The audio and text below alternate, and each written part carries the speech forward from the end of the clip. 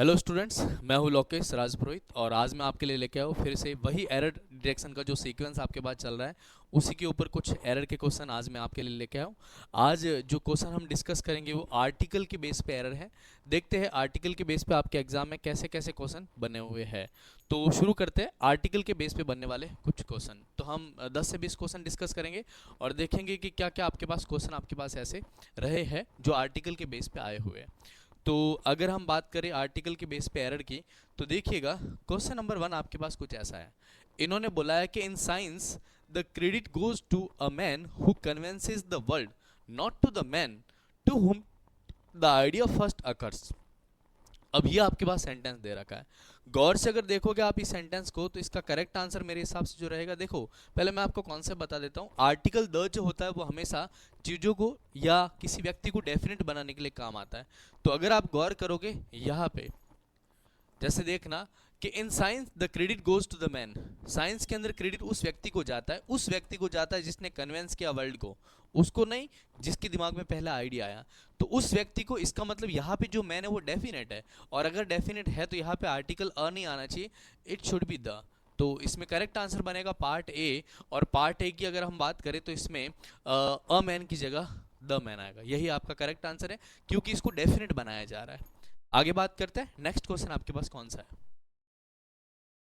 अगर हम बात करें क्वेश्चन नंबर सेकंड की, तो सेकंड क्वेश्चन आपसे कुछ ऐसा कहता है। इन्होंने बोला है कि it is only after the war is over the people realise how bad it was. तो देखिएगा, अगर हम इस सेंटेंस को ध्यान से देखें तो एक कॉन्सेप्ट है, ओमिशन ऑफ आर्टिकल का एक कॉन्सेप्ट है, जहां पे ऐसा कहा जाता है कि जब कभी भी किसी भी कॉमन नाउन को एक जनरल पर्पज के लिए यूज किया जाए तो आर्टिकल नहीं लगाते, है ना। जैसे अब यहाँ पे देखो, ये वॉर एक नाउन है, राइट। इस वॉर के पहले आर्टिकल द है। अब सवाल है कि पहले ये वॉर है, ये कॉमन नाउन है। अब देखो, जब मैंने वॉर की बात की तो वॉर तो कोई भी हो सकता है ना, डेफिनेट थोड़ी बोला इसने कि इसी वॉर की बात हुई है। तो वॉर तो कोई भी हो सकता है, इसका मतलब ये कॉमन है। और इसके पहले देखो आर्टिकल द लिखा हुआ है, तो ये गलत है। और जनरल है, जनरली तो बोल रहा है कि वॉर के बाद में ही लोगों को ये रियलाइज होता है कि वो कितना बुरा था, है ना। तो इससे पता चलता है कि यहाँ पे वॉर किसी स्पेसिफिक वॉर की बात नहीं हो रही, है ना। यहाँ पे जो वॉर हो रहा है वो जनरल बात हो रही है। तो इसका करेक्ट आंसर आपके पास बन जाएगा पार्ट बी। और वॉर के साथ आर्टिकल नहीं आएगा, इसको बोलते हैं ओमिशन ऑफ आर्टिकल। यहाँ पे आर्टिकल नहीं लगना चाहिए था। आगे बात करते हैं नेक्स्ट। नेक्स्ट अगर हम बात करें, क्वेश्चन नंबर आपके पास दे रखा है कि of the two answer this is definitely better. अब दो की बात हो रही है ना, और दो में से एक बेटर है, तो ये डेफिनेट हो रहा है। अच्छा, हालांकि ऐसा माना जाता है कंपेरेटिव डिग्री के साथ कभी आर्टिकल नहीं लगता, लेकिन यहाँ पे द बेटर आने का सिर्फ एक ही रीजन है, क्योंकि यहाँ पे दो में से एक डेफिनेट की बात हो रही है। दिस इज द रीजन कि यहाँ पे आर्टिकल द लिखा जाएगा। तो करेक्ट आंसर आपके पास बन जाएगा डी पार्ट। नेक्स्ट बात करते हैं। इसके बाद में बात करते हैं क्वेश्चन नंबर नेक्स्ट, जो आपके इससे कहता है वो ये कहता है कि it is unfortunate enough to lose few friends he made during his stay at Patna. अब देखिएगा, इंग्लिश में आर्टिकल से पहले कॉन्सेप्ट आता है डिटरमाइनर। डिटरमाइनर में आता है few, a few, the few, little, a little और द लिटिल। अब यहाँ पे देखो एक वर्ड दे रखा फ्यू।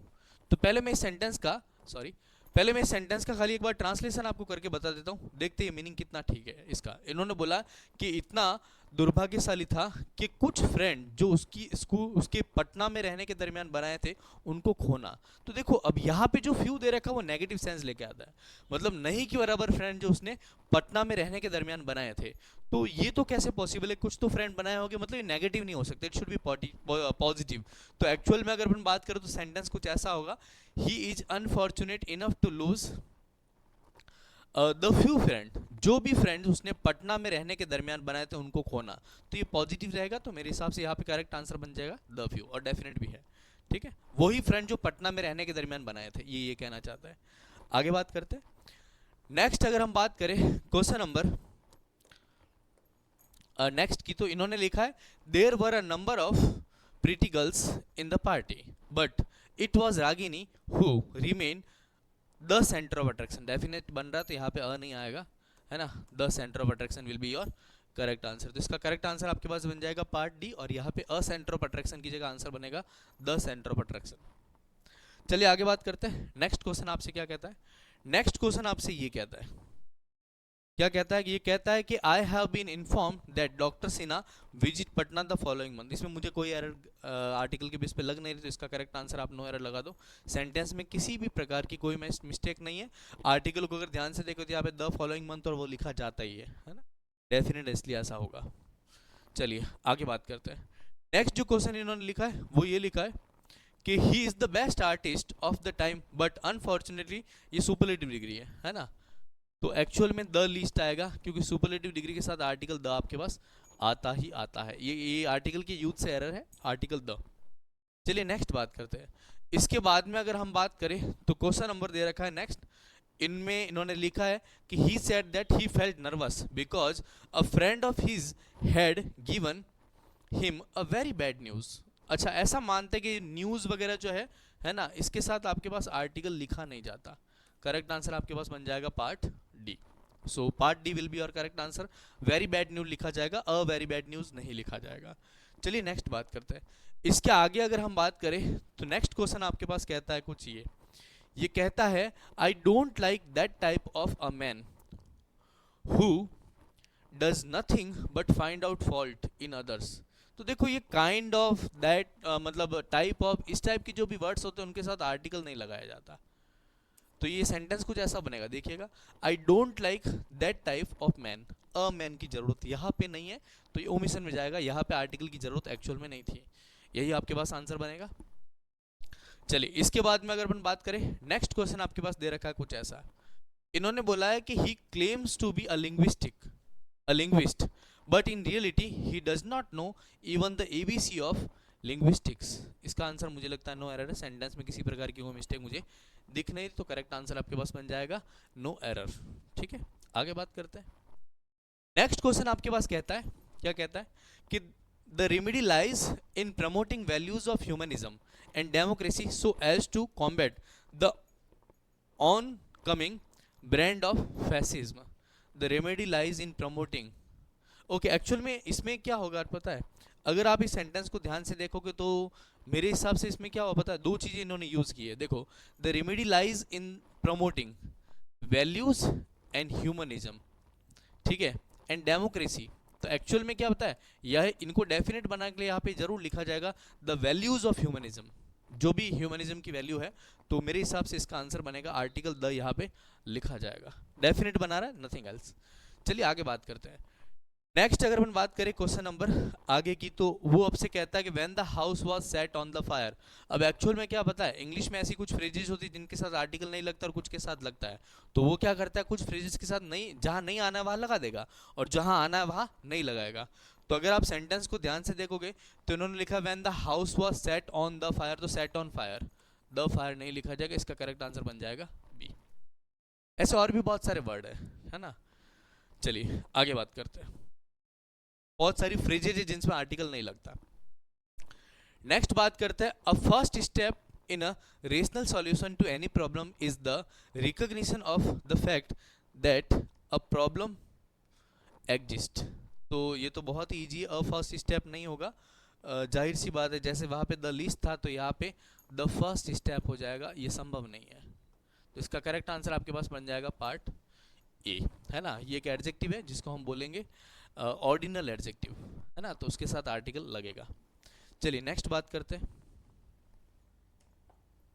इसके बाद का जो क्वेश्चन आपसे कहता है, अब देखो अगेन देखो, जब भी क्वेश्चन में डिटरमाइनर आ जाए ना, few, a few, the few, little, a little, the little, तो आराम से ये सोच लेना है कि शायद एरर वहां पे, लेकिन पढ़ के डिसाइड कर लेना है कि वो सही तरीके से अपनी बात को रख रहा है नहीं रख रहा है।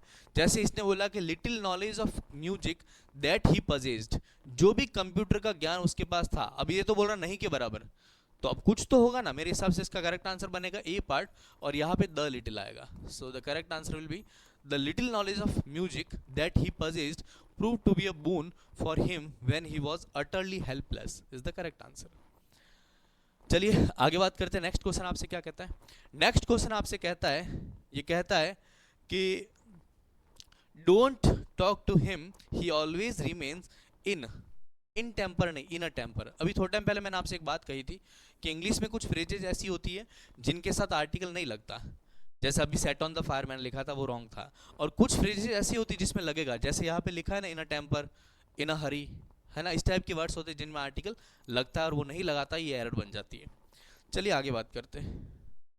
नेक्स्ट अगर हम बात करें तो क्वेश्चन आपसे कहता है he boasts of having good knowledge of mathematics but everybody knows how far he is good at mathematics.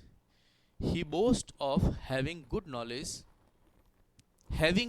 of mathematics. इसका करेक्ट आंसर आपके पास बन जाएगा बी। ठीक है, अगेन वही सेम कॉन्सेप्ट, इसमें मेरे हिसाब से जो फ्रेज है उसमें आर्टिकल ये लगेगा हैव अ सीट। जैसा आपने बोला, ऐसे बहुत सारे वर्ड होते हैं, है ना, जिसमें फ्रेजेस होती है जिसमें आर्टिकल लगता है, तो इसमें होगा having a good knowledge of something, ये आपके पास बनेगा। नेक्स्ट बात करते हैं।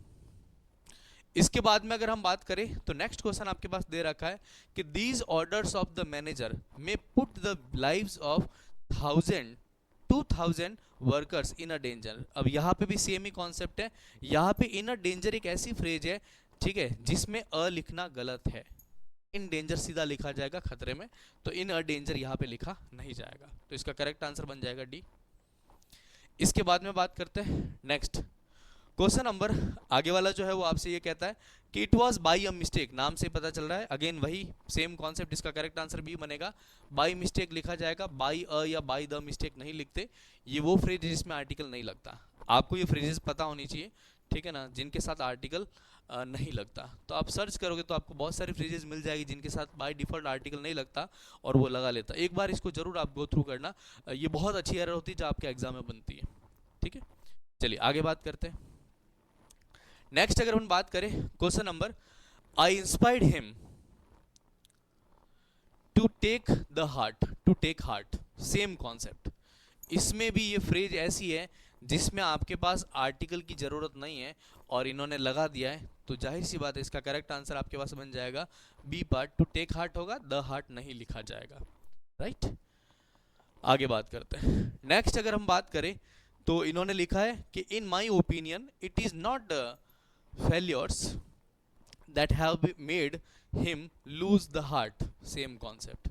अब गौर से देखना, इतने सारे क्वेश्चन ऐसे हैं जिसमें खाली फ्रेजेज ऐसी है जिसमें आर्टिकल नहीं लगता, है ना, तो एक बार मैंने वापस बोला आप गो थ्रू होना, गूगल पे आपको मिल जाएंगे, है ना, अदरवाइज मैं भी नीचे डिस्क्रिप्शन में ट्राई करूंगा, डाल दूंगा। ठीक है, चलिए आगे बात करते हैं। तो इसका करेक्ट आंसर आपके पास बन जाएगा सी।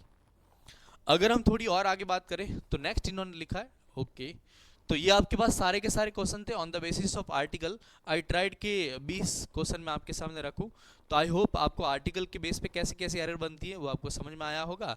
और एरर में ध्यान रखना, खाली यूज पे नहीं, ओमिशन पे एरर ज़्यादा बनती है अगर हम आर्टिकल की बात करें तो आज के लिए इतना ही, मिलते हैं फिर किसी नेक्स्ट वीडियो के अंदर, तब तक के लिए थैंक यू सो मच।